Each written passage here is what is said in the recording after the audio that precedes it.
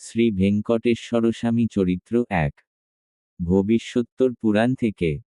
ভবিষ্যোত্তর পুরাণের শ্রী বেঙ্কটাচল মাহাত্ম্যের ২য় অধ্যায় থেকে ত্রয়োদশ অধ্যায় পর্যন্ত ভিত্তি করে এই কাহিনী সংক্ষিপ্তভাবে উপস্থাপন করা হয়েছে। নৈমিষারণ্যে ঋষিগণ সূত গোস্বামীকে বলিলেন, হে সূত গোস্বামী, আমরা ইতিপূর্বে আপনার নিকট বরদরাজ স্বামী ও জগন্নাথ স্বামীর কথা শুনিয়াছি। এখন শ্রীবেঙ্কটাচল মাহাত্ম্য আমাদের বলুন। এইরূপ প্রার্থনায় সূত গোস্বামী নিম্নরূপ বলিলেন। পূর্বে গঙ্গার তীরে মুনিগণ একটি যজ্ঞ করিতেছিলেন। সেই সময় নারদমুনি সেখানে গিয়া সকল মুনিদের বলিলেন, এই যজ্ঞের ফল ভগবানের উদ্দেশ্যে উৎসর্গ করুন। এই কথা বলিয়া তিনি চলিয়া গেলেন। অতঃপর মুনিগণ ব্রহ্মা, বিষ্ণু ও মহেশ্বর এই তিন মূর্তির মধ্যে প্রকৃত ভগবানকে তাহা জানিবার জন্য ভৃগু মহর্ষিকে প্রেরণ করিলেন। ভৃগু মহর্ষি প্রথমে ব্রহ্মার নিকট গিয়া সাষ্টাঙ্গ প্রণাম করিলেন, কিন্তু ব্রহ্মা ভৃগুর প্রতি কোন আশীর্বাদ প্রদান করিলেন না। এই কারণে ভৃগু কৈলাসে চলে গেলেন। কৈলাসে শিব পার্বতীর সঙ্গে একান্তে অবস্থান করেছিলেন। পার্বতী দেবী ভৃগু মহর্ষির আগমন লক্ষ্য করিয়া লজ্জায় শিবের নিকট হতে সরে গেলেন। তখন শিব ভৃগুকে বলিলেন, স্বামী ও স্ত্রীর একান্ত অবস্থানে অনুমতি ছাড়াই প্রবেশ করিতেছ কেন? এই কথা বলিয়া তিনি ক্রোধে ধ্বংস করিতে উদ্যত হইলেন। তখন ভৃগু মহর্ষি বলেছিলেন, আমি যে কারণে এসেছি তাহা তুমি না জানিয়া আমাকে ধ্বংস করিতে এসেছ। অতএব আজ হইতে পৃথিবীতে তোমার লিঙ্গরূপেই পূজা হইবে। এইরূপ শাপ দিয়া ভৃগু কৈলাস হইতে বৈকুণ্ঠে চলে গেলেন। ওই সময় বৈকুণ্ঠে বিষ্ণু আদিশেষের উপর শয়ান অবস্থায় ছিলেন। বিষ্ণুকে পরীক্ষা করিবার এইটাই উপযুক্ত সময় মনে করিয়া ভৃগু মহর্ষি বিষ্ণুর বক্ষে এক পদাঘাত করিলেন। বিষ্ণু উঠে বলিলেন, হে মহর্ষি, আপনার আগমন আমি লক্ষ্য করিতে না পারায় দয়া করিয়া আমাকে ক্ষমা করুন। এইভাবে ক্ষমা প্রার্থনা করিলেন। এরপর তিনি মহর্ষিকে সিংহাসনের উপর বসাইলেন এবং বলিলেন, আমার বক্ষ বজ্রের তুলনায় ৮ গুণ কঠিন। এজন্য আপনার পদে ব্যথা হইয়াছে। এই কথা বলিয়া তিনি গরম জলে ভৃগুর পাদ প্রক্ষালন করিয়া সেই জলে ভক্তিভরে নিজের শিরে ছিটাইলেন। তৎপর তিনি গঙ্গার তীরে ফিরিয়া গিয়া মুনিদের সঙ্গে ব্রহ্মা, বিষ্ণু ও মহেশ্বরকে যেভাবে তিনি পরীক্ষা করিয়াছেন তাহা সবিস্তারে বিবরণ দিলেন। মুনিগণ সকলেই নিশ্চিত করিলেন যে বিষ্ণুই প্রকৃত ভগবান এবং তাহার উদ্দেশ্যে যজ্ঞফল উৎসর্গ করিলেন। ভৃগু মহর্ষি ব্রহ্মা, বিষ্ণু এবং মহেশ্বরকে পরীক্ষা করিবার ঘটনা পদ্মপুরাণে এবং ভাগবতে বিদ্যমান। পদ্মপুরাণে ভৃগু মহর্ষি ত্রিমূর্তিদের পরীক্ষা করার পর মুনিগণ সকলেই বিষ্ণুই পরমাত্মা এই সিদ্ধান্তে উপনীত হয়ে যজ্ঞফল বিষ্ণুকে উৎসর্গ করিলেন। ভাগবতে শুকদেব গোস্বামী পরীক্ষিত মহারাজকে বলিলেন, কিছু লোক বিশ্বাস করেন যে এই সৃষ্টি ব্রহ্মা সৃষ্টি করেছেন, কিছুজন মনে করেন শিব সৃষ্টি করেছেন, আবার কিছু লোক বলেন বিষ্ণুই সৃষ্টি করেছেন। সরস্বতী নদীর তীরে অধিষ্ঠিত মুনিগণ সমগ্র মানবজাতির এই সন্দেহ দূরীকরণের উদ্দেশ্যে ব্রহ্মা, বিষ্ণু এবং মহেশ্বরকে পরীক্ষা করার জন্য ভৃগু মহর্ষিকে পাঠান। ভৃগু মহর্ষি তাদের পরীক্ষা করার পর নিশ্চিত করেন যে ব্রহ্মা, বিষ্ণু এবং মহেশ্বরের মধ্যে বিষ্ণুই পরমাত্মা। ব্রহ্মদেব এবং শিব সাধারণ দেবতা নন। তারা অতীত, বর্তমান এবং ভবিষ্যৎ সম্পর্কে জ্ঞানসম্পন্ন দেবতা। তবুও কিছু কিছু ক্ষেত্রে তারা রজগুণ এবং তমগুণের প্রভাবে আচরণ করেছেন বলে পুরাণে দেখা যায়। এটি তাদের অজ্ঞতার কারণে নয়, বরং জগৎকে নারায়ণই পরম ভগবান বলে বোঝানোর জন্য এটি এক দিব্য লীলা, এমনটাই আচার্যরা ব্যাখ্যা করেছেন। ভৃগু মহর্ষি চলে যাওয়ার পর নারায়ণের বিষ্ণুর সঙ্গে লক্ষ্মীদেবী বললেন, আমি যে আপনার বক্ষস্থানে বাস করি সেই স্থানে ভৃগু তার পা দিয়ে আঘাত করেছেন। আপনি তাকে শাস্তি না দিয়ে বরং সেবা করেছেন। আমি আর এই বৈকুণ্ঠে থাকতে পারব না। এই কথা বলে তিনি দুঃখভরে করবীরপুরে কোলহাপুরে তপস্যা শুরু করলেন। লক্ষ্মীদেবী ছাড়া বৈকুণ্ঠে থাকতে ইচ্ছুক না হয়ে নারায়ণ বৈকুণ্ঠ ত্যাগ করে মানবরূপে বেঙ্কটাচলমে এলেন। সেখানে স্বামী পুষ্করিণীর কাছে একটি তেঁতুল গাছের নিচে যে গুহা ছিল, সেখানে নারায়ণ বাস করতে লাগলেন। নারায়ণ বেঙ্কটাচলমে আগমন। ভৃগু মহর্ষি চলে যাওয়ার পর নারায়ণের বিষ্ণুর সঙ্গে লক্ষ্মীদেবী বললেন, আমি যে বক্ষস্থানে বাস করি সেই স্থানে ভৃগু তার পা দিয়ে লাথি মারলেন। আপনি তাকে শাস্তি দেওয়ার পরিবর্তে সেবা করলেন। আমি আর এই বৈকুণ্ঠে বাস করতে পারব না। এইভাবে বলেই তিনি দুঃখে করবীরপুরে কোলহাপুরে তপস্যা শুরু করলেন। লক্ষ্মীদেবী ছাড়া বৈকুণ্ঠে বাস করতে ইচ্ছুক না হয়ে নারায়ণ বৈকুণ্ঠ ত্যাগ করে মানবরূপে বেঙ্কটাচলমে এলেন। সেখানে স্বামী পুষ্করিণীর কাছে একটি চিন্তাগাছের নিচে যে গুহা ছিল, সেখানে নারায়ণ বাস করতে লাগলেন। এইভাবে সেই গুহায় নারায়ণ 10,000 বছর অতিবাহিত করলেন। দাপর যুগ কেটে কলি যুগের 28তম বর্ষ এসে পৌঁছল। ব্রহ্মা শিবকে সঙ্গে নিয়ে লক্ষ্মীদেবীর কাছে এসে বললেন, নারায়ণ আপনাকে খুঁজতে খুঁজতে ক্লান্ত হয়ে বেঙ্কটাচলমে একটি গুহায় বাস করছেন। আমি আর শিব গরু ও বাছুরের রূপ নেব। আপনি একজন সাধারণ নারীর বেশে আমাদের চন্দ্রগিরি শাসনকারী চোল রাজাকে বিক্রি করুন। আমি প্রতিদিন নারায়ণকে দুধ দেব। এই প্রস্তাবে লক্ষ্মীদেবী সম্মতি দিলেন। শিব ও ব্রহ্মা গরু ও বাছুরে রূপান্তরিত হলে লক্ষ্মীদেবী তাদের নিয়ে চোল রাজার কাছে গেলেন। তিনি রাজাকে বললেন, হে রাজা, এই উৎকৃষ্ট জাতের গরুর দুধ শুধু সুস্বাদু নয়, বরং স্বাস্থ্যকর। এইভাবে তিনি তাদের বিক্রি করে দিলেন। রাজা সেই গরুর কথা তার স্ত্রীকে জানালেন এবং গরুর দেখাশোনার দায়িত্ব তাকে দিলেন। রানী গরুগুলিকে চড়াতে যারা নিয়ে যান, সেই গোপালককে ডেকে বললেন, এই গরুর দুধ আলাদা করে নিয়ে এসো। গোপালক অন্যান্য গরুর সঙ্গে ওই গরুটিকেও পাহাড়ে নিয়ে গিয়ে চড়াচ্ছিলেন। কিন্তু দুধ দোহনের সময় গরুর কাছে এক ফোঁটা দুধও পাওয়া গেল না। রানী গোপালককে ডেকে জিজ্ঞেস করলেন, তুমি দুধ আনোনি কেন? গোপালক উত্তর দিল, গরুর কাছে দুধ নেই। রানী বললেন, বাছুর ও স্তনের দুধসহ গরুর কাছে দুধ নেই কেন? নিশ্চয়ই তুমি নিজেই দুধ খেয়ে ফেলেছ।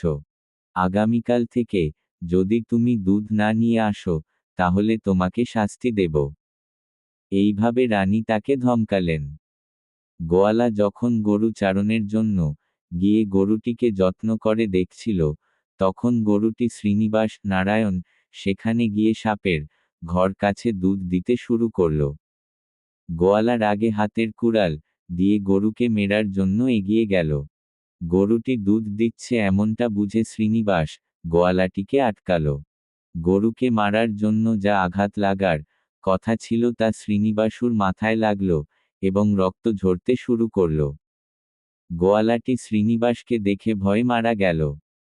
পরে গরুটি রাজা কাছে গিয়ে মাটিতে পড়ে কাঁদতে লাগল। তখন রাজা গরুটির কাছে এসে জিজ্ঞাসা করল, গোয়ালাটির মৃত্যু এবং সাপের ঘরের উপর রক্ত পড়ার কারণ কি? কে এই কঠিন অপরাধটি করল? তখন শ্রীনিবাসু নারায়ণ রূপে সাপের ঘর থেকে বেরিয়ে এসে রাজাকে ঘটনাটি বলল। রাজা তার সেবকের ভুল ক্ষমা চাইল। শ্রীনিবাসু রাজাকে বলল, সেবকের ভুলই মালিকের ভুল হয়ে থাকে। এই অপরাধের কারণে তুমি রাক্ষস হয়ে যাও। রাজা শ্রীনিবাসর কাছে বলল, স্বামী, আমি না করা পাপের জন্য আমাকে শাপ দিয়েছে, দয়া করে শাপ মোচন করো এবং রক্ষা করো। শ্রীনিবাস রাজাকে বলল, হে রাজা, কিছুদিন পরে এই অঞ্চলে আকাশরাজ জন্ম নেবে, তিনি তার কন্যা পদ্মাবতী আমাকে দেবেন বিয়ের জন্য। বিয়ের সময় আমাকে উপহার হিসেবে যে সোনার মুকুট দিবে, আমি প্রতি শুক্রের সন্ধ্যায় সেটা পরিধান করব এবং আনন্দ করব। তখনই তোমার শাপ থেকে মুক্তি হবে। বলেই রাজাকে সালাম জানিয়ে চলে গেল। শ্রীনিবাসু তার ক্ষত নিরাময়ের জন্য বৃহস্পতিকে স্মরণ করল। বৃহস্পতি এসে বলল, এই ক্ষতের জন্য ডুমুর গাছের রস ও পর্ণমোচী গাছের তুলো মিশিয়ে ওষুধ বানিয়ে ক্ষতস্থানে লাগাও। শ্রীনিবাস বরাহস্বামীর সঙ্গে সাক্ষাৎ। শ্রীনিবাস যখন নিজের ক্ষতের চিকিৎসার জন্য ওষুধ খুঁজছিলেন, তখন তিনি বরাহস্বামীকে দর্শন করলেন। বরাহস্বামী শ্রীনিবাসকে নারায়ণ হিসেবে চিনে তিনি এখানে আসার কারণ জানতে চাইলেন। শ্রীনিবাস ঘটনার বিবরণ দিয়ে বললেন যে তিনি এই পাহাড়ে কলিকাল শেষ হওয়া পর্যন্ত থাকতে চান এবং তাই বরাহস্বামীর অনুমতি চাইছেন। বরাহস্বামী বললেন, যদি যথাযথ মূল্য ধন দাও তবে স্থান দিব। শ্রীনিবাস উত্তর দিলেন, আমার কাছে এই মুহূর্তে লক্ষ্মীদেবী ধন নেই। তাই কলিকালে আমার দর্শনে আসা ভক্তরা তোমাকে প্রথমে দর্শন করবেন, তোমাকে পূজা অভিষেক ও নিবেদন দেবেন। এটি তোমার জন্য আমি দিচ্ছি। বরাহস্বামী এ কথা মেনে নিয়ে শ্রীনিবাসকে থাকার জন্য 100 গজ জমি দিলেন। এরপর বরাহস্বামী তার জন্য রান্না করা বকুলমাতার কাছে শ্রীনিবাসর জন্য প্রতিদিন খাবারের ব্যবস্থা করার কথা বললেন। সুত গোস্বামী মুনিরা বলেন, নারায়ণ কলিকালের পাপগ্রস্তদের উদ্ধার করার জন্য সাধারণ একজন মানুষের মতো অভিনয় করেছেন। শ্রীনিবাস ও বরাহস্বামী একই দেবতা হলেও ভক্তিহীনদের মুগ্ধ করার জন্য এবং তাদের লীলা শুনানোর ভক্তদের আনন্দ দেওয়ার জন্য এভাবে করেছেন। বকুলমাতা পূর্বজন্ম। দ্বাপরযুগে শ্রীকৃষ্ণ রাক্ষসদের বিনাশ করে গোপবালকদের সঙ্গে সাধারণ শিশুর মতো খেলায় মেতে উঠেছিলেন এবং যশোদামাতাকে আনন্দ দিয়েছিলেন। পরে কিছুদিনের জন্য কৃষ্ণ বৃন্দাবন ত্যাগ করে মথুরা গিয়েছিলেন। মথুরা থেকে দ্বারকায় গিয়ে অনেক রানীদের সঙ্গে বিয়ে করেছিলেন। একবার যশোদামাতা কৃষ্ণকে বললেন, ও কৃষ্ণ, তোমার শৈশবের লীলাগুলো দেখেছি, অনেক আনন্দ পেয়েছি, কিন্তু তোমার বিয়ের কোন দৃশ্যই দেখার সুযোগ পাইনি। এ কথা শুনে তিনি দুঃখিত হলেন। তখন কৃষ্ণ যশোদামাতাকে বললেন, মা, তুমি এই শরীর ত্যাগ করার পর বকুলমাতা নামে জন্ম নেবে এবং বেঙ্কটাচল পাহাড়ের বরাহস্বামীকে সেবা করবে। আমি বৈকুণ্ঠ থেকে শ্রীনিবাসু রূপে আসব এবং তখন তুমি আমাকে বিয়ে করবে। সেই যশোদামাতাই বকুলমাতা হয়ে জন্ম নিয়ে বরাহস্বামীকে সেবা করে যাচ্ছেন। শ্রীনিবাস পদ্মাবতী দেবীকে সাক্ষাৎ করা। এভাবে শ্রীনিবাসু ভেঙ্কটাচলে বকুলমাতার সেবায় লিপ্ত থেকে আনন্দের সঙ্গে সময় কাটাচ্ছিলেন। একদিন শ্রীনিবাসু শিকার করতে যাওয়ার ইচ্ছা প্রকাশ করলেন। তার মনেই ঠিক হতেই বায়ুদেব ঘোড়ার আকার ধারণ করে স্বামীর কাছে এলেন। শ্রীনিবাসু পোশাক ও অলঙ্কার পরিধান করে ধনুর্বাণ ধারণ করে শিকারের উদ্দেশ্যে বেরোলেন। সেই শিকার যাত্রায় তিনি অনেক বন্যপ্রাণী যেমন সিংহ, বাঘ, নেকড়ে, হাতি, সর্বভঙ্গ এবং অন্যান্য বনজ প্রাণীকে বিনাশ করলেন। এক সময় এক হাতি তার কাছে ষষ্ঠাঙ্গ নমস্কার করে নিজেকে রক্ষা করার প্রার্থনা করল, তখন শ্রীনিবাসু সেই হাতিটিকে মুক্তি দিলেন। সেই বনভূমির ফুলের বাগানে শ্রীনিবাসু তার সখীদের সঙ্গে ফুল তুলছে এমন পদ্মাবতী দেবীকে দেখতে পেলেন। শ্রীনিবাসু তাদের কাছে গিয়ে তার পরিচয় দিলেন। দেবীর সখীরা জিজ্ঞেস করল, তুমি কে? এখানে কেন এসেছ? শ্রীনিবাসু বললেন, আমাকে কৃষ্ণ বলে ডাকা হয়। আমার বড় ভাই বলরাম, বোন সুভদ্রা, পিতা বসুদেব এবং মাতা দেবকী। আমার কালো চেহারা এবং কৃষ্ণপক্ষের জন্মের কারণে কৃষ্ণ নামকরণ করা হয়েছে। পরে তিনি পদ্মাবতী দেবীকে তার নাম এবং গোত্র জিজ্ঞাসা করলেন। পদ্মাবতী দেবী বললেন, আমার নাম পদ্মাবতী, পিতা আকাশরাজ। আমরা চন্দ্রবংশ এবং অত্রিমুনি গোত্রের। ও রাজপুত্র, এখন থেকে তুমি এখান থেকে চলে যেতে পারো। শ্রীনিবাস বললেন, ও রাজকুমারী, এত রাগ কেন? পথচারীদের তৃষ্ণা মিটিয়ে আহার দান করা স্বর্গযাত্রার কারণ। তুমি না খাওয়া হলেও ভদ্রভাবে কথা বলার ফলে পুণ্য লাভ হয়। এখন আমি তোমার প্রতি প্রেমাস্ত। আমার ইচ্ছা পূরণ করো এবং স্বর্গে যাও। পদ্মাবতী দেবী বললেন, অসৎ পথিক, তুমি কি প্রাণের মালিক? আমার পিতার আগমনের আগে এখান থেকে চলে যাও এবং প্রাণ রক্ষা করো। শ্রীনিবাসু বললেন, ও রাজকুমারী, রাজা আমাকে অন্যায়ভাবে কেন বিনাশ করবে? তুমি অবিবাহিত কন্যা। তোমার জন্য আমি যথার্থ বর। আমি তোমাকে প্রণয় করার মধ্যে কোনো অন্যায় করিনি। এই কথা শুনে পদ্মাবতী দেবী রেগে বললেন, মূর্খ! আকাশরাজ তোমাকে অবশ্যই শাস্তি দেবেন। শ্রীনিবাসু পদ্মাবতী দেবীর উদ্দেশ্যে বললেন, জন্মগ্রহণকারী সকলের মৃত্যু অনিবার্য, পূর্বজন্মের কর্মফলের কারণে সেগুলো শুভ বা অশুভ হয়। আমার কোনো ভুল না থাকা সত্ত্বেও আকাশরাজ কেন আমাকে বিনাশ করবেন?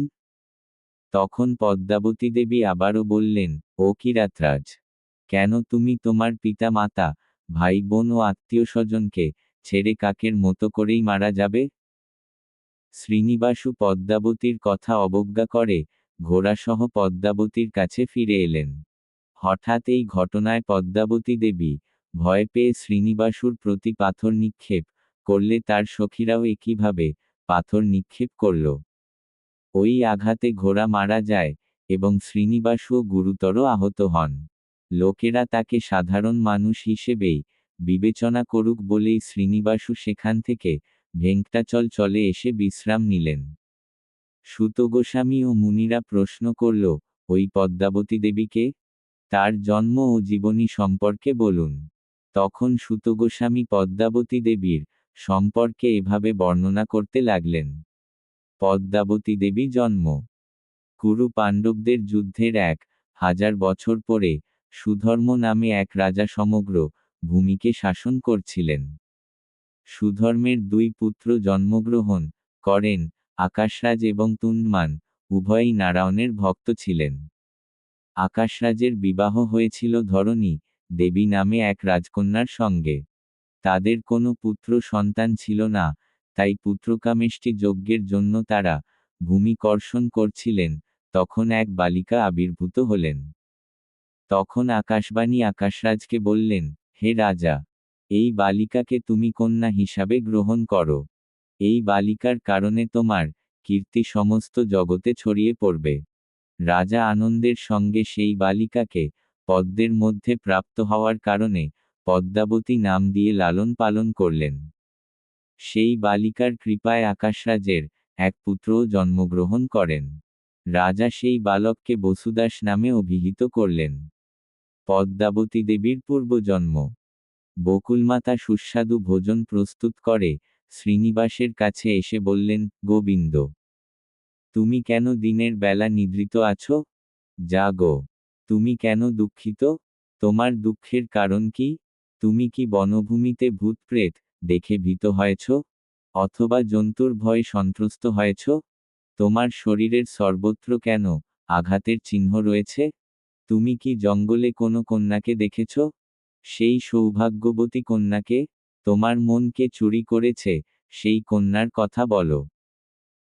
অতঃপর শ্রীনিবাস লক্ষ্মীদেবীর মতো দেখতে পদ্মাবতী দেবীর সম্পর্কে এইভাবে ব্যাখ্যা করলেন, আমি ত্রেতাযুগে শ্রীরাম রূপে অবতীর্ণ হলে আমার পিতার আদেশ অনুসারে সীতা ও লক্ষ্মণের সঙ্গে 14 বছর বনবাস করেছি।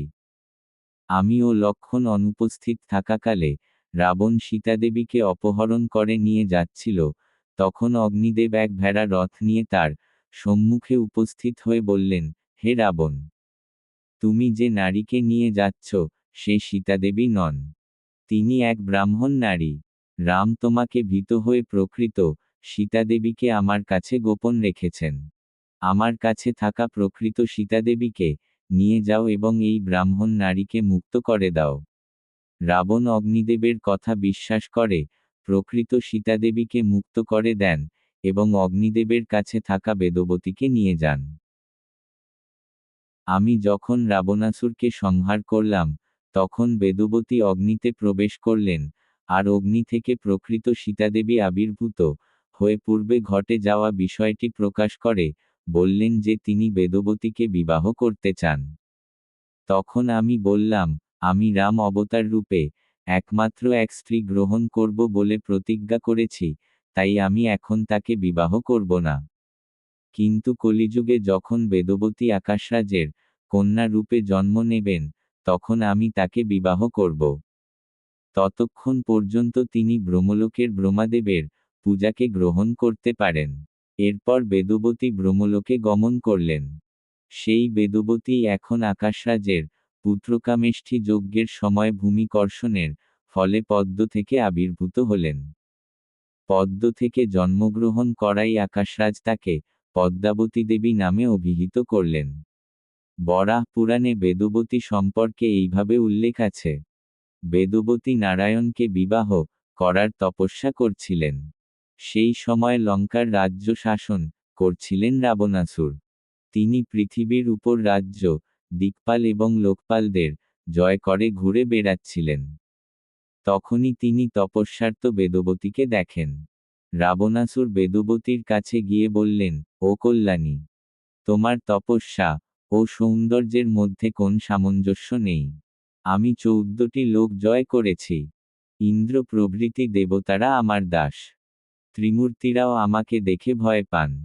এখন এই 3টি জগৎ আমার হাতে। আমি এত লোক ঘুরেছি, কিন্তু তোমার মতো রমণীয় নারীকে কখনো দেখিনি। তোমাকে দেখেই আমার মন কামনায় অধীন হয়েছে। তুমি এই তপস্যা ত্যাগ করে, তোমার যৌবন নষ্ট না করে, আমাকে বিবাহ করো, লঙ্কার রানী হও এবং 14 লোকবাসীদের সেবা গ্রহণ করো। এই কথাগুলি শুনে বেদবতীর মনে ক্রোধ ও ভয় উদয় হল। তবুও সাহস নিয়ে তিনি রাবণাসুরকে বললেন, ও রাক্ষসরাজ, আমি শপথ করেছি যে নারায়ণ ছাড়া আর কাউকে বিবাহ করব না। সেই কারণে আমি নারায়ণের জন্যই তপস্যা করছি। যদি নারায়ণ আমাকে বিবাহ না করেন, তবে আমি প্রাণ ত্যাগ করব, কিন্তু অন্য কাউকে বিবাহ করব না। অতএব তুমি তোমার পথে চলো। রাবণাসুর বড় করে হেসে বলল, ও পাগলি, নারায়ণ আমার নাম শুনলেই ভয় কাঁপে।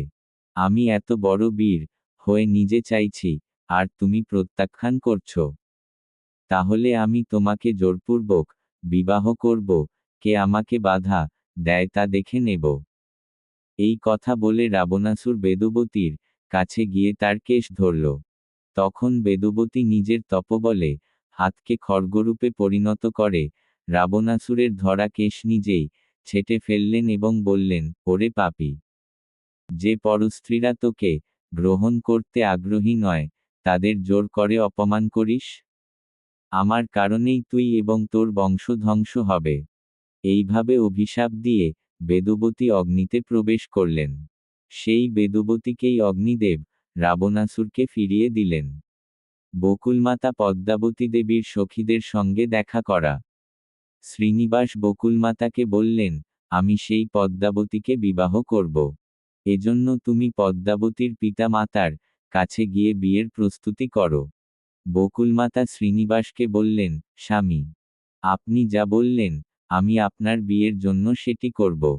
এরপর তিনি একটি মেয়ের ঘোড়ায় চড়ে শ্রীনিবাসের নির্দেশিত পথে বেরিয়ে পড়লেন। কপিলতীর্থে স্নান করে কপিলেশ্বরের দর্শন করলেন এবং তার পুত্রের বিয়ে সম্পন্ন হওয়ার জন্য কপিলেশ্বরের আশীর্বাদ কামনা করলেন। সেখানে থেকে বকুলমাতা পদ্মসরোবরেও স্নান করলেন এবং সেখানে থাকা কৃষ্ণ বলরামকে দর্শন করে তাদের কমল ফুল দিয়ে পূজা করলেন।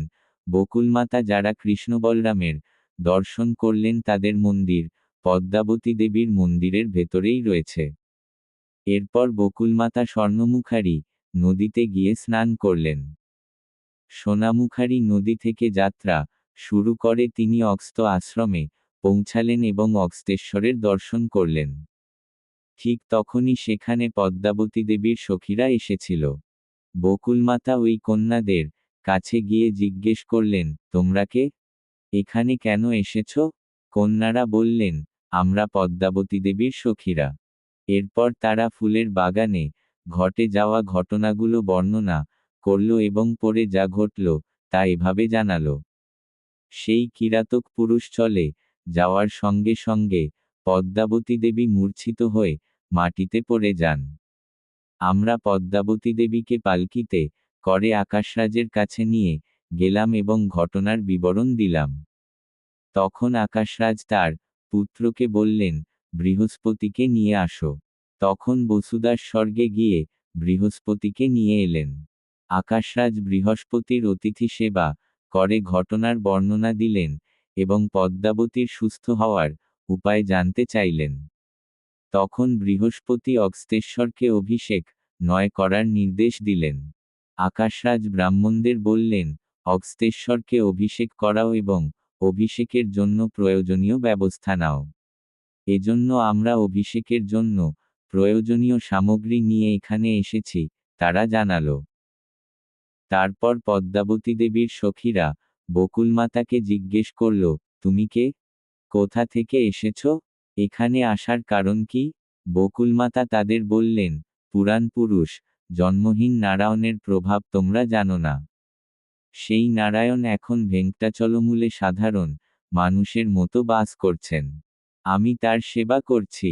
আমার নাম বকুল। আমি ধরণী দেবীর সঙ্গে দেখা করতে এসেছি। আমাকে তার সঙ্গে দেখা করার পথ বলো। পদ্মাবতী দেবীর সখীরা বলল, তুমি আমাদের সাথে চলো, আমরা ধরণী দেবীর সঙ্গে দেখা করাবো। তাই বকুলমাতা সম্মতি জানিয়ে তাদের সঙ্গে রওনা দিল। শ্রীনিবাস নারী তান্ত্রিক রূপ ধারণ করা। বকুলমাতা চলে যাওয়ার পরে শ্রীনিবাস ভাবলেন, যার একমাত্র পুত্র আছে সে সন্তানহীন ব্যক্তির মতো, যার একমাত্র চোখ আছে সে এক চোখের ব্যক্তির মতো, তেমনি একমাত্র নারীর কাজ সফল হবে না।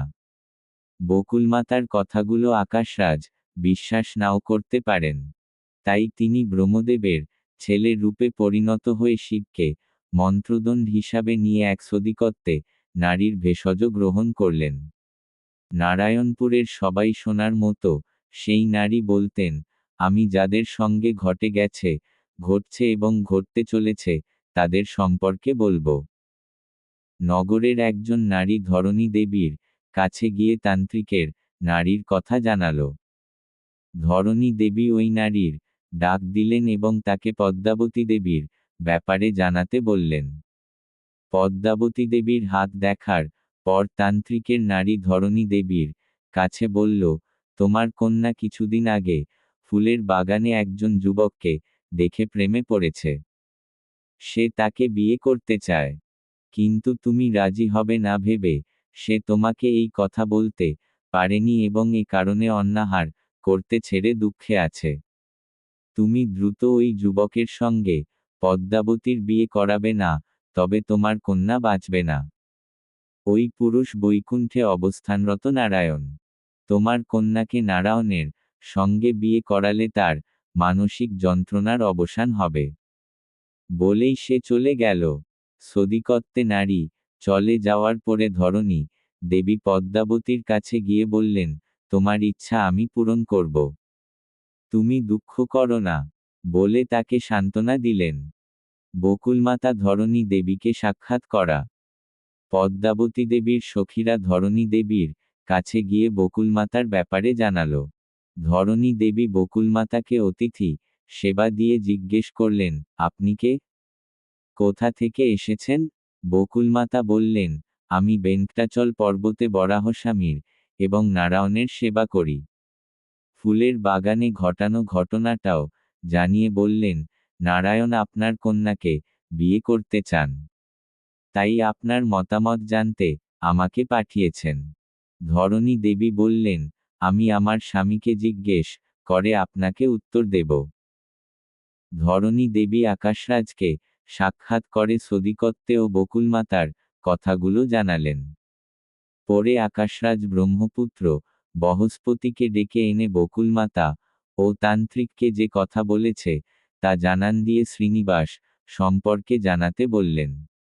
বৃহস্পতি বললেন, শ্রীনিবাস সম্পর্কে আমার থেকে বেশি জানেন শুকদেব। তাই আপনি শুকদেবকে জিজ্ঞেস করুন। আকাশরাজ তখন তণ্ডামানকে ডাক দিয়ে শুকদেবকে আমন্ত্রণ জানাতে পাঠালো। ঠান্ডামান শুকদেবের কাছে গিয়ে আকাশরাজের আমন্ত্রণ জানালো।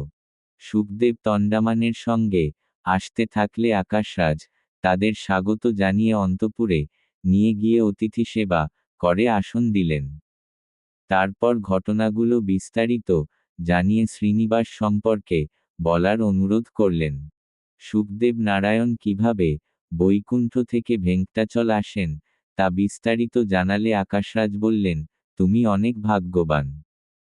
পূর্বজন্মে তোমার সঞ্চিত পুণ্যের জন্য নারায়ণ তোমার জামাই হতে চলেছেন। ও রাজা, তোমার বন্ধুত্বের জন্য আমরাও ভাগ্যবান। আকাশরাজ শ্রীনিবাসকে বিবাহপত্র লেখা। আকাশরাজ বৃহস্পতিকে কিভাবে বিবাহ পত্র লেখা যায় তা জানতে চাইলেন। তখন বৃহস্পতি বললেন, দিব্য মঙ্গল স্বরূপ, সমস্ত শুভ গুণের অধিকারী, সনাতন, জন্মহীন, স্বতন্ত্র, কারো অধীনে নয়, বহু অবতার ধারণকারী সেই নারায়ণের পাদদর্শন করার উৎসাহে আমি আকাশরাজ নামে পরিচিত। আমি আপনার করুণায় নারায়ণপট্টন পরিচালনা করি। আমার কন্যা পদ্মাবতীকে আপনাকে বিয়ে দিতে নির্ধারণ করেছি। তাই বৈশাখ শুক্ল দশমী শুক্রবার আপনার বন্ধু এবং আত্মীয়দের সঙ্গে এসে পদ্মাবতীর সঙ্গে বিয়ে সম্পন্ন করতে পারবেন। বৃহস্পতির এই কথাগুলো শুনে আকাশরাজও একইভাবে বিবাহ পত্রটি লিখলেন। শুভলেখাটি শুকদেবকে দিয়ে বললেন, আপনি বকুলমাতা এবং আপনার শিষ্যদের সঙ্গে ভেঙ্কটাচল গিয়ে এই শুভলেখা শ্রীনিবাসকে পৌঁছে দিন। শুকদেব সম্মতি জানিয়ে ভেঙ্কটাচল গিয়ে ঘটনার সব বিবরণ শ্রীনিবাসকে জানালেন এবং আকাশরাজের লেখা বিবাহ পত্রটি শ্রীনিবাসকে দিলেন। শ্রীনিবাস সেই বিবাহ পত্রটি পড়ে আনন্দে শুকদেবকে আলিঙ্গন করে বললেন, হনুমান আমাকে সীতার সন্ধান করিয়ে দিয়েছিল, তখন আমি হনুমানকে এমনভাবে আলিঙ্গন করে ব্রহ্মের পদ দিয়েছিলাম। শ্রীনিবাস দ্বারা আকাশরাজকে উত্তরপত্র লেখা। তারপর শ্রীনিবাস শুকদেবকে বললেন, যেমন রুক্মিণীকে আমি চিঠি লিখেছি, তেমনি ইন্দ্রের বন্ধু আকাশরাজকে চিঠি লিখব। এবং এভাবে লিখলেন, সব রাজাদের দ্বারা পূজিত সুধর্মের পুত্র আকাশরাজ, আমি শ্রীনিবাস ভক্তিভরে নমস্কার জানিয়ে এই চিঠি লিখছি। আপনার পাঠানো শুভলেখাটি দেখে আমি খুবই আনন্দিত হয়েছি। বৈশাখ শুক্ল দশমী শুক্রবার আপনি যে সময় নির্ধারণ করেছেন সেদিন এসে পদ্মাবতীর সঙ্গে বিবাহ সম্পন্ন করব। পূর্বে সমুদ্র তার কন্যা লক্ষ্মীদেবী আমাকে উপহার দিয়ে কীর্তি অর্জন করেছিলেন, তেমনি আপনি পদ্মাবতীকে আমাকে সমর্পণ করে এই জগতে কীর্তি অর্জন করবেন। ভাগীরথ গঙ্গাকে নিয়ে এসে কপিল মুনির অভিশপ্ত সাগরের সন্তানরা তাদের পূর্বপুরুষদের ধ্বংস করেছিলেন, তেমনি আপনি আপনার সুন্দর কন্যাকে আমাকে সমর্পণ করে আপনার পিতৃপক্ষকে উদ্ধার করবেন এবং অবিশ্বাস্য কীর্তি অর্জন করবেন। এই চিঠি লিখে শুকদেবকে দিয়ে পাঠালেন। শ্রীনিবাস তার বিবাহের জন্য দেবতাদের আমন্ত্রণ করা। শ্রীনিবাস বকুলমাতার কাছে বললেন, আকাশরাজ আত্মীয় ও বন্ধুদের সঙ্গে রয়েছেন। মানুষ তাদের সমকক্ষ ব্যক্তিদের সঙ্গে বিবাহ বা বিবাদের জন্য প্রস্তুত হয়। আমি এখানে আত্মীয় ও বন্ধুদের থেকে দূরে আছি। আমাদেরও আত্মীয় ও বন্ধুদের সঙ্গে বিবাহের জন্য যেতে হবে। তখন শ্রীনিবাস গরুড় ও আদিশেষকে স্মরণ করতেই তারা এসে উপস্থিত হলেন। শ্রীনিবাস গরুড়ের কাছে বললেন, তুমি অবিলম্বে ব্রহ্মদেবের কাছে গিয়ে আমার বিবাহ শুভলেখা দাও এবং বলো যে তিনি তার আত্মীয় ও বন্ধুদের সঙ্গে আমার বিবাহে আসার জন্য আমন্ত্রণ জানাবেন। আদিশেষকে বললেন, তুমি কৈলাসে গিয়ে শিবের কাছে আমার বিবাহ শুভলেখা দাও এবং বলো তিনি তার আত্মীয় ও বন্ধুদের সঙ্গে আমার বিবাহে আসার জন্য আমন্ত্রণ জানাবেন। তারা দুজনই তেমনি আমন্ত্রণ জানালেন। নারায়ণের বিবাহে সবাই আসবে বলে ব্রহ্মদেব তার লোকদের মধ্যে ঘোষণা করলেন। ইন্দ্র, কুবের, বরুণ, যমসহ দিকপালদের ডেকে বললেন, নারায়ণের বিবাহে তোমাদের আত্মীয় ও বন্ধুদের সঙ্গে আসতে হবে। ব্রহ্মদেব তার স্ত্রীদের সরস্বতী, সাবিত্রী, গায়ত্রী ও দিকপালদের সঙ্গে শেষাচলে এসে শ্রীনিবাসকে নমস্কার করলেন। কৈলাস থেকে শিব তার আত্মীয় ও বন্ধুদের সঙ্গে এসে শ্রীনিবাসকে নমস্কার করলেন। ব্রহ্মদেবের ইচ্ছা অনুযায়ী আসা সবার জন্য বিশ্বকর্মা বিশিষ্ট ভদ্রভবন নির্মাণ করলেন। এরপর শ্রীনিবাসের বিবাহে আসা দেবতাদের বিভিন্ন সেবা অর্পণ করে বিশ্বকর্মাকে বললেন, তুমি নারায়ণপুরে গিয়ে বিবাহ মঞ্চ নির্মাণ করো। বিশ্বকর্মা নারায়ণপুরে গেলেন। শ্রীনিবাসের বিবাহে লক্ষ্মীদেবীর আগমন। শ্রীনিবাস মনের মধ্যে ভাবলেন, আমার বিবাহ দেখতে লক্ষ্মীদেবীও আসবেন। তিনি সূর্যকে ডেকে বললেন, করবীরপুরে কলহাপুর আমার জন্য তপস্যা করছেন লক্ষ্মীদেবীর কাছে যাও এবং বলো যে আমি শেষা চলে খাবার না পেয়ে ক্ষীণ হয়ে মাটিতে পড়ে আছি, শুনলেই তিনি এখানে আসবেন। সূর্য শ্রীনিবাসকে বললেন, স্বামী, সকলের মনোভাব লক্ষ্মীদেবী জানেন। তুমি খাবার না পেয়ে ক্ষীণ হয়ে মাটিতে পড়ে আছো বললে লক্ষ্মীদেবী কিভাবে আমার কথায় বিশ্বাস করবেন? শ্রীনিবাস সূর্যকে বললেন, লক্ষ্মী আমার মায়াজালে তোমার কথা বিশ্বাস করে এখানে আসবেন। সূর্য বললেন, স্বামী, আপনি যেভাবে বলছেন আমি তাই করব। এরপর তিনি লক্ষ্মীদেবীর কাছে গিয়ে বললেন, নারায়ণ খাবার না পেয়ে ক্ষীণ হয়ে মাটিতে পড়ে আছেন। এই কথা শুনে লক্ষ্মীদেবী বিশ্বাস করে ভেঙ্কটাচলে এলেন। লক্ষ্মীদেবীকে দেখেই মুনিরা এবং শিব ব্রহ্মা সহ অন্যান্য দেবতারা প্রণাম করলেন। লক্ষ্মীদেবী শ্রীনিবাসকে প্রণাম করে আলিঙ্গন করলেন। শ্রীনিবাস লক্ষ্মীদেবীকে বললেন, রামাবতারে তুমি আমাকে বেদবতীকে বিয়ে করার জন্য বলেছিলে। তিনি এখন পদ্মাবতী রূপে জন্মগ্রহণ করেছেন। আমি পদ্মাবতীকে তোমার সন্নিধিতে বিয়ে করতে চাই। লক্ষ্মীদেবী আনন্দিত হয়ে সম্মত হলেন। শ্রীনিবাস কুবেরের কাছ থেকে ঋণ গ্রহণ করা যারা এসেছেন তাদের সবার জন্য ভোজনের ব্যবস্থা করতে বললেন শ্রীনিবাস ব্রহ্মাকে। তখন ব্রহ্মা বললেন, স্বামী, রান্নার জন্য প্রয়োজনীয় সামগ্রী কিংবা পাত্র কিছুই নেই। শ্রীনিবাস ব্রহ্মাকে বললেন, আমি এখন একজন সাধারণ মানবরূপে রয়েছি, তাই বৈকুণ্ঠের সম্পদ আমি ভুলক্তে ব্যবহার করতে পারব না। ব্রহ্মা শ্রীনিবাসকে বললেন, স্বামী, বিবাহ কিংবা গৃহনির্মাণের সময় সাধারণ মানুষ যদি অর্থ না থাকে তবে ঋণ গ্রহণ করেন। সেই জন্য আপনি কুবেরের কাছ থেকে ঋণ নিন। শ্রীনিবাস সম্মত হয়ে কুবেরকে ডেকে বিবাহের খরচের জন্য ঋণ চাইলেন। কুবের বললেন, স্বামী, এটি ভুলক, তাই আপনি যদি আমাকে লিখিত প্রতিশ্রুতি দেন তবেই আমি অর্থ দেব। শ্রীনিবাস সম্মত হলেন এবং লিখলেন, ঋণ গ্রহণকারী শ্রীনিবাস, ঋণ প্রদানকারী কুবের। কলিযুগে বিলম্ব নামক বছরের বৈশাখ মাসের শুক্ল পক্ষের সপ্তমী তিথিতে আমার বিবাহ উপলক্ষে আমি শ্রীরামের মুদ্রা চিহ্নযুক্ত 14 লক্ষ মাল্য পরিমাণ অর্থ গ্রহণ করছি। এই অর্থ আমি মূলসহ সুদসহ 1000 বছরের মধ্যে পরিশোধ করব। এই চুক্তির সাক্ষী ব্রহ্মা, রুদ্র এবং একটি পিপল গাছ। এই ঋণপত্রটি শ্রীনিবাস কুবেরকে দেওয়ার পর কুবের শ্রীনিবাসকে অর্থ দিলেন।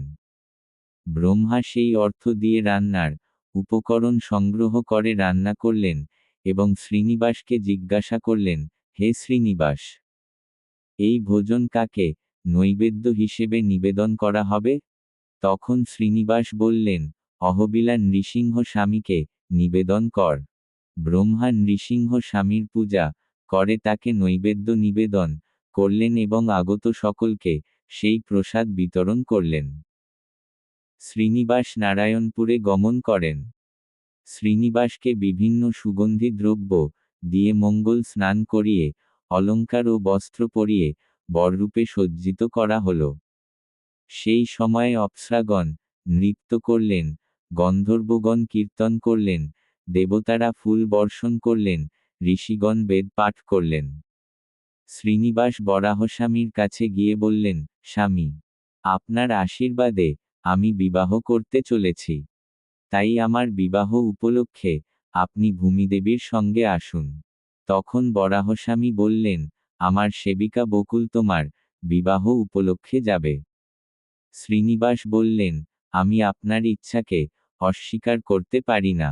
এইভাবে বলেই তিনি লক্ষ্মীদেবীর সঙ্গে গরুরের উপর আরোহণ করে নারায়ণপুরের দিকে যাত্রা করলেন এবং পথে পদ্মসরোবরের তীরে পৌঁছালেন। সেখানে সুখদেবের আশ্রম ছিল। সুখদেব শ্রীনিবাসের কাছে এসে প্রণাম করে বললেন, হে বৈকুণ্ঠপতি, আপনি আমার আশ্রমে এসে আমার আতিথ্য গ্রহণ করে আমার জীবনকে সার্থক করুন।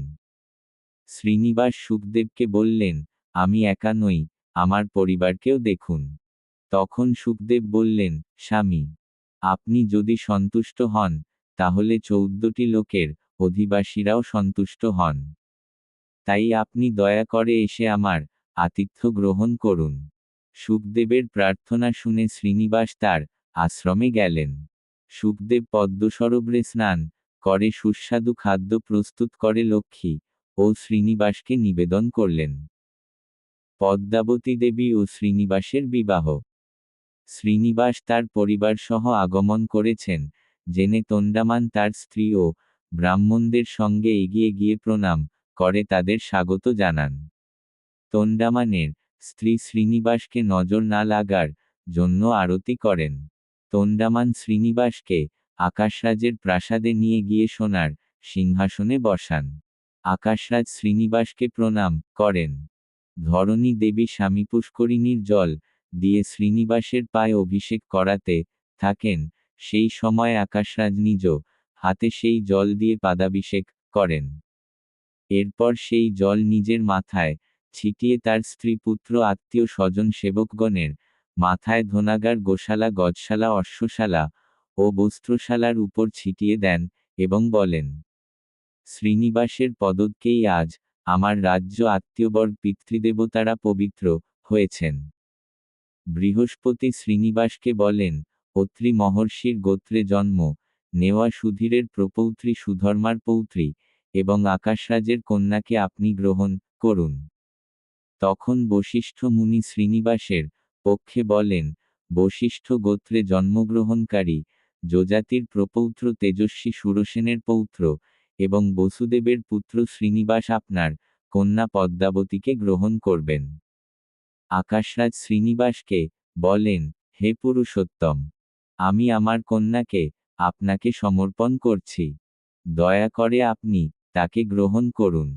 এইভাবে তিনি পদ্মাবতী দেবীকে শ্রীনিবাসের ডান হাতে তুলে দিয়ে তাকে সমর্পণ করেন। বশিষ্ঠ মুনি যখন বিবাহ মন্ত্র পাঠ করছিলেন তখন পুরোহিতদের মন্ত্রপাঠে শুদ্ধ মঙ্গলসূত্রটি শ্রীনিবাস পদ্মাবতী দেবীর গলায় পরিয়ে দেন। সেই সময় ব্রাহ্মণ নারীরা পদ্মাবতীকে আশীর্বাদ করে বলেন, সাবিত্রী রূপে বহু পুত্র সন্তান লাভ করে তুমি জগৎমাতা রূপে সকলকে কল্যাণ প্রদান করো। বিবাহ উপলক্ষে আকাশরাজ ব্রাহ্মণদের কোটি কোটি সংখ্যক গরু ঘোড়া বস্ত্র ও অলংকার দান করেন। শ্রীনিবাসকে পণ হিসেবে তিনি 100 ভারের স্বর্ণমুকুট, কণ্ঠহার মুক্তার মালা 2 কাঁধে, নাগাভরণ আংটি কোমরের রত্নজৃত কোমরবন্ধ ও বহু রত্নহারাদি উপহার দেন। বিবাহের পরে সবাই শ্রীনিবাসের সঙ্গে ভোজে অংশগ্রহণ করেন। বিবাহানুষ্ঠান 4 দিন ধরে চলে। পঞ্চম দিনে শ্রীনিবাস পদ্মাবতী দেবীর সঙ্গে গরুর বাহনে করে সুবর্ণমুখারি নদীর তীরে অবস্থিত অগস্ত্যমুনির আশ্রমে গমন করেন। এই বিবাহ যে স্থানে হয়েছিল সেই নারায়ণপুর নামক স্থানে এখন পদ্মাবতী দেবী ও ভেঙ্কটেশ্বর স্বামীর মন্দির অবস্থিত। নারায়ণপুর তিরুপতি থেকে 40 কিলোমিটার দূরে অবস্থিত। এই সময় আকাশরাজ ও অন্যান্য আত্মীয়রা পদ্মাবতী দেবীর বিরহে দুঃখিত হন। আকাশরাজ অগস্ত্যমুনির আশ্রমে রান্নার পাত্র ও সামগ্রী পাঠান। পদ্মাবতী দেবীকে সেবা করার জন্য শত শত দাসী নিয়ে নিজে উপস্থিত হন এবং শ্রীনিবাস পদ্মাবতীকে দর্শন করেন। শ্রীনিবাস আকাশরাজকে বলেন, আপনি আমার গুরুতুল্য। আপনার ইচ্ছা জানান, আমি তা পূর্ণ করব। তখন আকাশরাজ বলেন, হে কৃষ্ণ, আমাকে ও আমার পরিবারকে ভক্তি প্রদান করুন। তখন শ্রীনিবাস আশীর্বাদ করে বলেন, আপনার ইচ্ছা পূর্ণ হোক। এরপর তিনি নিজের পরিধানকৃত পট্টবস্ত্র নিজের ভগ্নিপতি বসুদাসকে উপহার দেন। আকাশরাজ তখন পদ্মাবতী দেবীকে বলেন, মা, আমি এখন যাচ্ছি। তুমি শ্রীনিবাসের সেবা করে তোমার জীবনকে সার্থক করো। এই বলে তিনি নারায়ণপুরে প্রত্যাবর্তন করেন। শ্রীনিবাস তখন বিবাহ উপলক্ষে আগত দেবতা ও ঋষিদের উদ্দেশ্যে বলেন, আমি অগস্ত্যমুনির আশ্রমে 6 মাস থাকব, অতএব আপনারা সকলে নিজ নিজ লোকালয়ে ফিরে যান। শ্রীনিবাসের আজ্ঞা অমান্য করতে না পেরে সকল দেবতা ও ঋষিগণ শ্রীনিবাস পদ্মাবতী দেবী ও লক্ষ্মী দেবীকে প্রদক্ষিণ করে প্রণাম করে চলে যান। লক্ষ্মী দেবী শ্রীনিবাসের অনুমতি নিয়ে করবীরপুরে গমন করেন। আকাশরাজের দেহ ত্যাগ। পদ্মাবতী দেবী এবং শ্রীনিবাস অগস্ত্যমুনির আশ্রমে থাকাকালীন আকাশরাজুর স্বাস্থ্য খারাপ হয়ে যায়। তিনি দেহ ত্যাগের সময় পদ্মাবতী দেবী ও শ্রীনিবাসকে দেখতে ইচ্ছা প্রকাশ করে একজন দূতকে পাঠালেন তাদের আনতে। দূত গিয়ে পদ্মাবতী দেবীকে প্রণাম করে বললেন, আকাশরাজুর স্বাস্থ্য ভীষণ খারাপ, তিনি আপনাদের দেখতে চান। এই কথা শুনেই পদ্মাবতী দেবী অচেতন হয়ে মাটিতে পড়ে গেলেন। অগস্ত্যমুনির পত্নীর সেবায় পদ্মাবতী দেবী পুনরায় চেতনা লাভ করলেন। এই সংবাদে শ্রীনিবাসও গভীরভাবে শোকাহত হলেন। পদ্মাবতী দেবী শ্রীনিবাস সহ সকলেই নারায়ণপুরে এসে আকাশরাজুকে দর্শন করলেন। শ্রীনিবাস আকাশরাজকে বললেন, হে রাজা, তুমি তোমার পুত্র বসুদাস কন্যা পদ্মাবতী সাহসী ভ্রাতা তন্মান এবং সামন্ত রাজাদের এমনকি তোমার রাজ্য ও শরীরকেও ছেড়ে চলে যাচ্ছ। আমাদের পিতা মাতা কেউ নেই, তুমিই আমাদের পিতা, তুমিই জননী। আজ থেকে আমরা অনাথ হলাম। এইভাবে একজন সাধারণ মানুষের মতো শ্রীনিবাস দুঃখ প্রকাশ করলেন। আকাশরাজু বললেন, তুমি যদিও সমস্ত জগতের আত্মীয়, আমাদের ভাগ্য যে তোমার সাথে সরাসরি আত্মীয়তা স্থাপন করেছে। তুমি আমাদের আত্মীয় হওয়াতে আমাদের জন্ম সার্থক হয়েছে। আমি ব্রহ্মলোকে যাওয়ার পর আমার পুত্র বসুদাস ও ভাই তোমদামানকে তুমি রক্ষা করো। এই বলে তিনি দেহ ত্যাগ করলেন ও তার জন্য আগত বিমানে ব্রহ্মলোকে গেলেন। বশিষ্ঠ, অগস্ত্য, অত্রি, ভরদ্বাজ প্রভৃতি মুনিদের তত্ত্বাবধানে বসুদাস আকাশরাজুর অন্ত্যেষ্টি সম্পন্ন করলেন।